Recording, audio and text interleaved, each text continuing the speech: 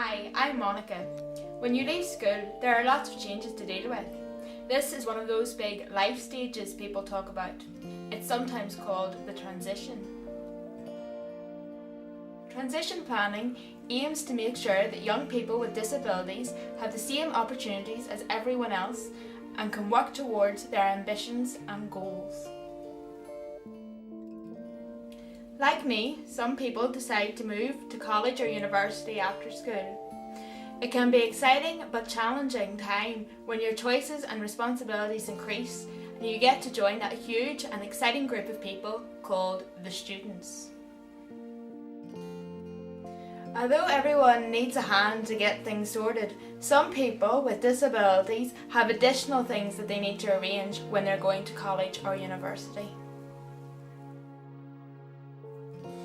This is where the transition planning process is really useful. It involves preparing as early as possible by working together as a team with a wide range of people. But the most important bit is that the young person is kept at the centre of it all. So what's the journey into further and higher education like? Well, of course, it varies for each person, but here are some students at different stages who can tell you their story and how it has been for them.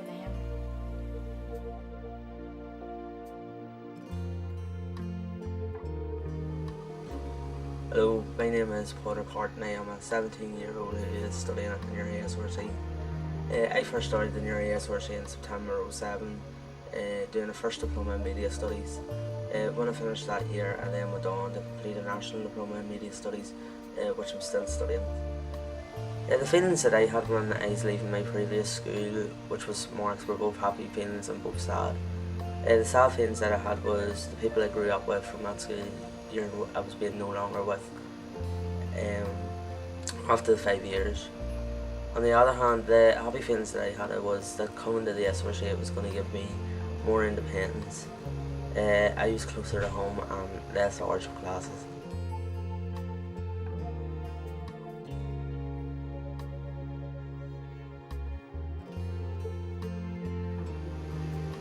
When I came to the SRC, I felt nervous as I didn't know anything about the college really. I did not know any of the lecturers who I could go to with any problems. This was all made clear the day I arrived as I was shown around. I met the learning support coordinator, was shown my classrooms, how they were set out to suit my needs, and I actually met my personal care assistant Fiona, who is really hard working. There was meetings upon meetings to sort out what I needed, what problems there was and how we were going to overcome them. This was all done through transition meetings. Transition meetings are about breaking down barriers, obstacles in the way, and planning ahead. People who were there was my OTs, my physio, representatives from the SRC Estates, learning support coordinator of the SRC, my parents, transition coordinator, the head of ECPD of St Mark's High School, and my social worker.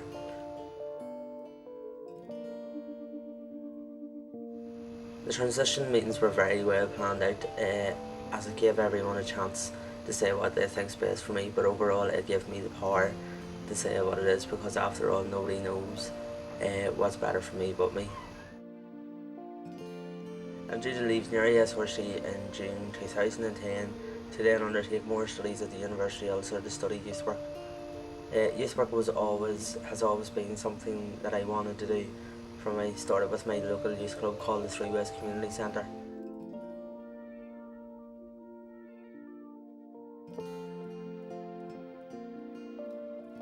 My name is Mary Elaine McCavert and I'm studying psychology at Queen's. I'm in second year, so I've one more year to go, and I've stayed in Elms for all my years up in Queen's, and then I hope to also stay in Elms next year. Well, all of my family went to university, my brothers and sisters, so I've always, sort of wanted to go, although we were kind of, I suppose, worried in a way what it was going to be like, because we realised it might be a bit difficult for me to go. But then whenever we came to Queen's and we realised what was available to help, we realised it wouldn't be too much of a problem. Mum especially was really worried, just because I'm the youngest too, I suppose, so she panicked a wee bit. But then again, whenever we looked at what was available, it was fine. I had a transitions officer, Pauline, who was just brilliant. She brought me up to Queen's quite a few times to look round and to meet the disability advisor, and then obviously my social worker helped out a lot, and then just everybody up at Queen's in accommodation, and then ones in the David Care where I am now. For me and probably my family, it was the transitions officer, because it gave me a chance to actually see what I was coming up to and to see what things were going to be like, so that I wasn't just sort of starting my first day and not really knowing, what was going to happen. So. Yeah, I have a care package up here, which basically means that there's a lady who comes in, Joanne, and she would help me with things like, say, put my shoes on in the morning because I'm useless at that, and then things like making dinner if I feel lazy, and just sort of tidying my room, just the usual sort of things I suppose that I would need help with. So she would come in about 18 hours a week and just sort of do what I need done. So it's great, really useful. What I have between 9 and 5 is I have a note taker or a PA, and then he sort of comes round with me around campus and takes my notes. And then after 5, then I would have Joanne, as I say, and she'd come in at breakfast and dinner, and then just whenever I need her, really. Really great. It's really, really good. I love it. Like, I wouldn't change it for the world, because I have so many friends up here, and I just love it up here, and just the way of life up here, and being away from home, and the chance to be independent and to do what I want when I want, and it's just great. So I kind of don't want to leave, just stay here. So no, it's good. To be honest, it's been pretty great, because if I have a problem, if I can't get in a door, or if I have a problem, first of all, my note taker's there so he can do it for me, or again, I can just tell my disability officer and he'll fix everything for me, so I have no real problems at all.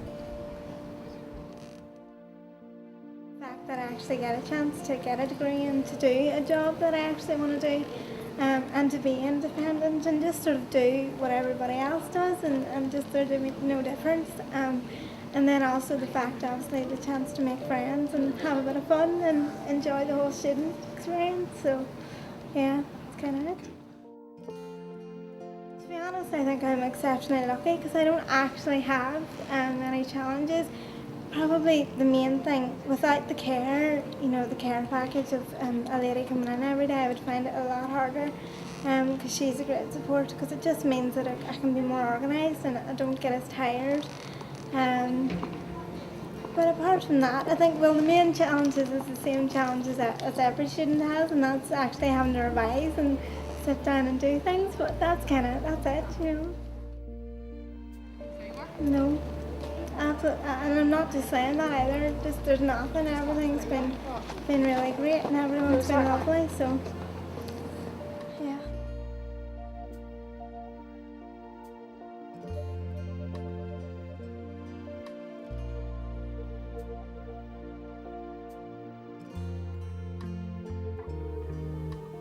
I'm a 22-year-old student.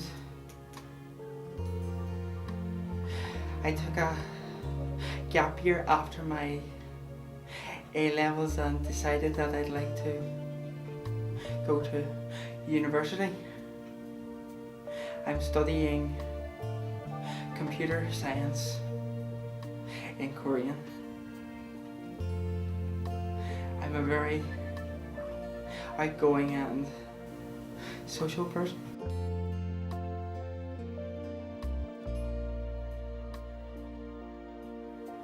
After finishing school, it seemed like the next step for me, so I just started looking into how I could do it, and I found that it was possible with help, and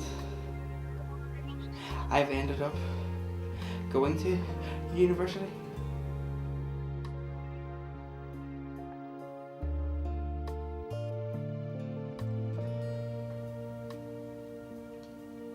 I had support from several people. The transition worker from the trust and my social worker from the physical disability team and my occupational therapist and care manager.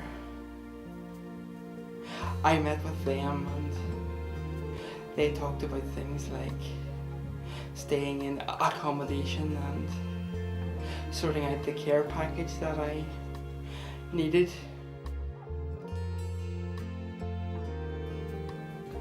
I met with several of the professionals who were helping me through the planning process, as well as meeting with the disability advisors in Korean. I also attended an open day in Korean, and I did a trial run of the accommodation, which was good because it pointed out some of the issues that we hadn't thought of before. I also found out about public transport and how I would be able to access the trains to travel from home to university.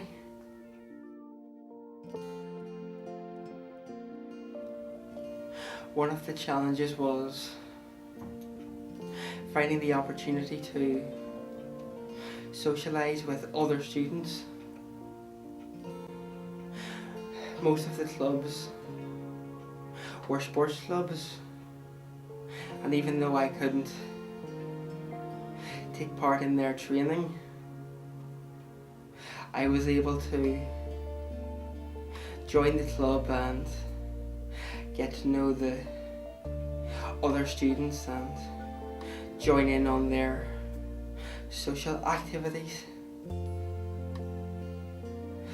Another issue for me was the accessibility. Generally the access was good to the university campus, but one of the things I found was that in the lecture theatres I had to sit at the very front of the theatre, and that meant that I was isolated from the other students because nobody likes to sit in the front row. I think it's challenging for everybody living away from home for the first time. I decided after the multi-agency meetings that I should use a direct payment to buy in the care that I needed.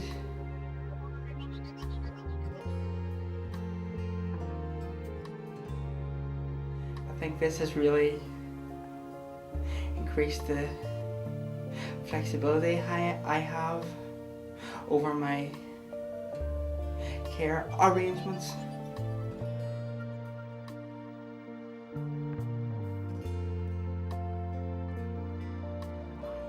Hello, I'm Danny Rafferty. I've just come home from 4 years of study at Huddersfield University, and now I'm just back in Uri where I've lived all my life, and just taking it easy for the time being before I find my first job, which hopefully shouldn't be too soon.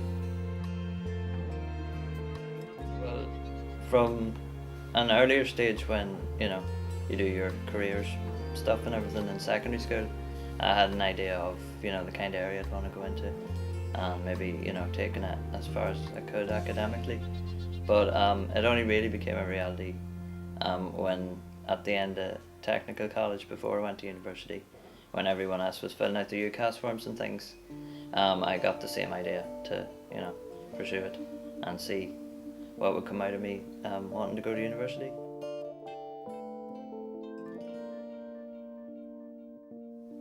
It was mainly the internet, I would say, you know, very useful, I'm sure. But most students would probably say that. And just, you know, through social services and occupational therapists and people through like the muscular dystrophy campaign or whatever that I was involved in because of my disability, you know, just to find any advice if there'd be any difficulty.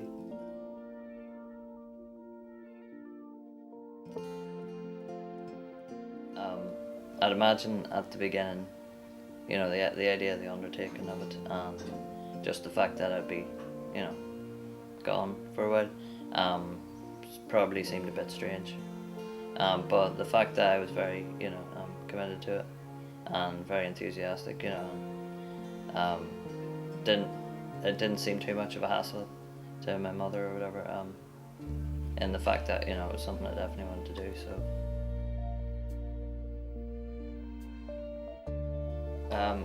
My support package ended up being, you know, quite a surprise of a thing, in that, you know, it seemed difficult up until the last moment where the disability support coordinator in Huddersfield said maybe I'd like to look at this about CSV, Community Service Volunteer. It was a volunteering organisation that would provide carers for disabled people, you know, looking to live semi-independently. So, well, I jumped at that. It seemed a very good idea. Compared to the fact I was in England, on top of everything else, meant that, you know, the cost of a regular care package with, you know, through social services with care agencies and everything would have been very costly and stuff, and that was always where there was a wee bit of a question as to, you know, whether it could be done. But it turned out that these CSVs, I got 3 people working a rota, practically 24/7. You know, they changed each year. I got new people. This was for their year out that they would be mainly volunteering to care for people. The fact that it was me and 2 other students and a total of maybe 8 or so CSVs working around the Huddersfield area, with people at the University of Huddersfield, meant that they wanted to step up the you know, the disability support end of things, and who would liaise with social services and everything else. So in the end we had a very capable woman, Glenda Smith, working with us, and she was in charge of all the CSVs.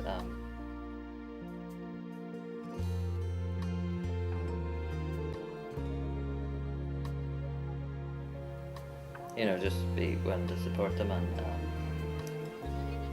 know that, you know, the support is out there. There's a lot of stuff that everybody's entitled to as a disabled person, so you know, it shouldn't be that much of an undertaking.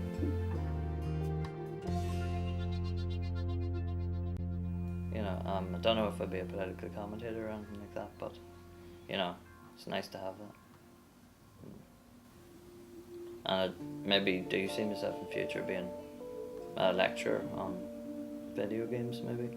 You know, would like to do that if I had the right sort of academic head, but you know, depends. I like the fact that I got a degree, even though a lot of the essays I got didn't get great grades, but anyway, as long as you can express yourself.